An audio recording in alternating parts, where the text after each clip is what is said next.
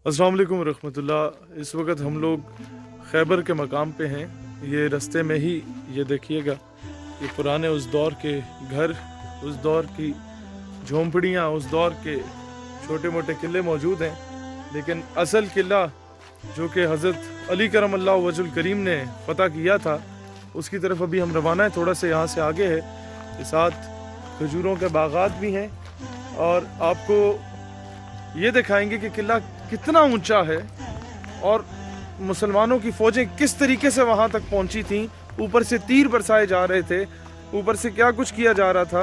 और strategic point of view से जो लोग इसको स्टडी करते हैं, स्ट्रेटिजिक स्टडीज़ को जानते हैं, वो बेहतर अंडरस्टैंड कर पाएंगे कि किस तरीके से एक फ़ौज जो कि ऊपर खड़ी है और चंगी भली ऊपर खड़ी है, उसको किस तरीके से काउंटर किया, उसको किस तरीके से उसके जो है हमले का जवाब दिया और किस तरीके से वहाँ तक पहुँचे। उस दरवाज़े को उखाड़ के फेंका हज़रत अली करमल्लाहु वजहुल करीम ने और कैसे वो सारा किला फ़तह किया। ये चीज़ आई डोंट नो मौरिख ने किस तरह लिखी होगी, लेकिन वहाँ जाके आपको दिखाते हैं। ये आप देखें यहाँ से कितनी बुलंदी पर ये किला मौजूद है। ये आसपास के मनाजिर हैं जहाँ से हम अभी जाएंगे वहाँ पर। यहाँ से गालिबन ये उसी दौर की 1400-1500 साल पुराने ये पत्थर मौजूद हैं जहाँ ये बस्तियाँ आबाद होती थीं।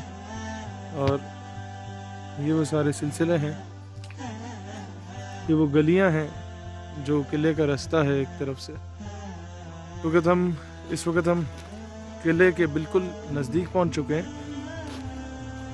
और ये दिखने में इतना दूर नहीं लग रहा, लेकिन जब इसका सफ़र तय करेंगे तो अंदाज़ा होगा। ये उसके एक साइड का मंज़र है, ये फजर के बाद का खैर मंज़र है जहाँ पर अब हम पहुँचे हैं। ये जनाब किले का रास्ता है और ये चढ़ते चढ़ते चढ़ते चढ़ते यूँ ये आप नीचे का मंज़र देख सकते हैं एक साइड से। और ये मेरे पीछे किले का एक दरवाज़ा मौजूद है, एंट्रेंस, लेकिन मेन दरवाज़ा उस तरफ था जहाँ पे यहूदियों का वो सरगना और उनकी फ़ौजें मौजूद थी। और ये नीचे पुराने घर, वो बस्तियाँ मौजूद हैं। ये रास्ता ये जनाब यहाँ से ऊपर की जानिब रवाना है हम। और ये नीचे देखें, ये मुख्तलिफ मोर्चे मौजूद और अभी हम इसकी बुलंदी पे पहुंच चुके हैं। रास्ता गालिबन यूँ है कि जैसे भी आना पड़ता है यहाँ पर, वो ज़रा नीचे झुक के अंदर आना पड़ेगा। मेन गेट तो खैर ये था, अभी बंद हुआ है। ये जनाब अंदर का रास्ता है खैबर का।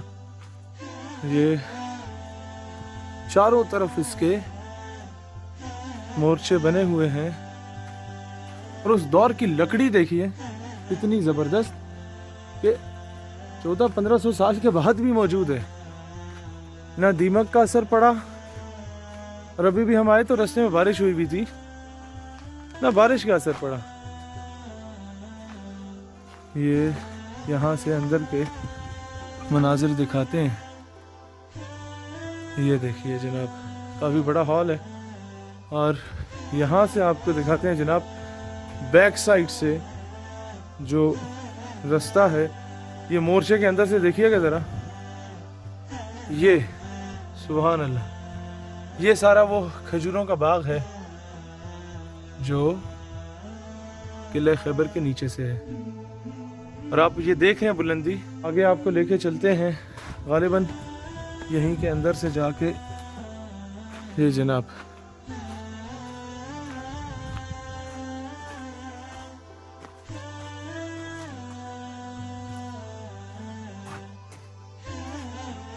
अच्छा, ये जब फतह किया गया था तो काफ़ी ज़्यादा साजो सामान और बहुत ज़्यादा असलहा मुसलमानों को मिला, जो कि आगे की जंगों के लिए इस्तेमाल किया गया था।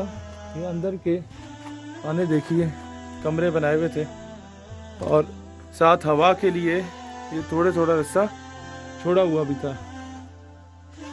आगे आ जाएं जनाब, ये क्लोज, यहाँ से बाहर आ जाते हैं। और काफ़ी बड़ा किला, काफ़ी ही ज़बरदस्त ये जनाब।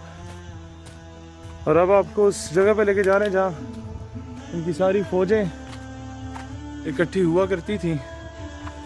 काफ़ी बड़ा मैदान, किले की बुलंदी पे, पहाड़ की चोटी पे ये सारा किला मौजूद है। और ये जनाब, ये वो जगह है जहाँ पे सारी फौजें इकट्ठी की जाती थीं और चारों अतराफ से ऊपर से तीर बरसाए जाते थे मुसलमानों के ख़िलाफ़। और अब आप अंदाज़ा कीजिएगा, खैर आपको ये नीचे आपको नज़र आ रहे होंगे, मैं ज़रा जूम करके आपको दिखा दूं। ये पुराने घर हैं, उस दौर के मकानात। शाह मर्दा शेर यज़दा कुव्वते परवरदिगार ला फता इल्ला अली ला सैफ इल्ला जुल्फ़िकार। आप अंदाज़ा करें इस बुलंदी से, ये यहाँ से जब फायर किए जाते होंगे, वो तीर बरसाए जाते होंगे इतनी बुलंदी से वो नीचे चोटी तक, तो आप यू कैन वेल इमेजिन कि किस तरीके से मुसलमानों ने उसे काउंटर किया होगा और कैसे वो फौजें चढ़ी होंगी अपनी जान की बाजी पर, अपनी जान को हथेली पे लेके, जान की परवाह किए बगैर। तभी वैसे नहीं कहा जाता कि शाह मर्दा शेर यज़दा कुव्वत परवरदिगार। ये इस वक्त जो मैं मौजूद हूँ, ये आखिरी बुलंदी और चोटी है इस किले खैबर की, जहाँ के हर तरफ चारों अतराफ में वो ये चौकियाँ बनाई गई, वो रास्ते खोले गए जहाँ से तीर बरसाए जाते हैं हर जगह से। ये देखें, अपनी जगहों पे फौजियों को खड़ा किया जाता था और ये तीर बरसाए जाते थे। ये आप देख रहे हैं यहाँ नीचे खजूरों के बाग, चंगी भली बुलंदी पे है।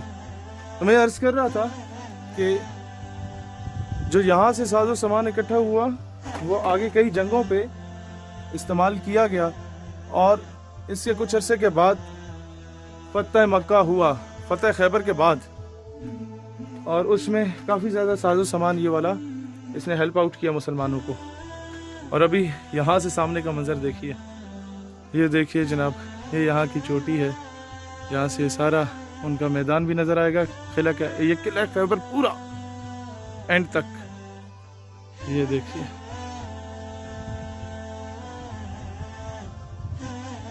और यहाँ से ये नीचे का मंजर, क्योंकि अब आपको नज़दीक से नज़र आ रहा था, अब अंदाज़ा कीजिए। अल्लाह अकबर। और आखिर में मैं इतना कहना चाहूँगा कि मंजर फ़िज़ाए दहर में सारा अली का है, जिस हम देखते हैं नज़ारा अली का है। मरहब दो नीम है सरे खैबर पड़ा हुआ, उठने का अब नहीं कि हमारा अली का है। वाह कि तू दखल दे रहा है अकीदत के बाग में, देखो ये मामला हमारा अली का है। और एंड पे वतन अजीज़ पाकिस्तान के लिए, ए अर्ज़ पाक तुझको मुबारक के तेरे पास परचम नबी का, चांद सितारा अली का है। जो परचम जिसकी निस्बत गुंबद खजरा शरीफ से है, मैं समझता हूँ इस परचम का दुश्मन हमारा दुश्मन है। अल्लाह ताला इस्लाम और पाकिस्तान का हामी और नासिर हो। पाकिस्तान को हैदर कर्रार करमल्लाहु वजहुल करीम के जैसे ऐसे मतलब उनके ग़ुलाम अता फरमाए, और अदल फ़ारूकी को कायम करने वाले ऐसे सहाबा कराम के, रसूलुल्लाह अलैहिस्सलातु वस्सलाम के ग़ुलाम अता फरमाए कि पाकिस्तान जिस मकसद के लिए बना ये सुपर पावर बन के उभरे। आमीन सुमा आमीन।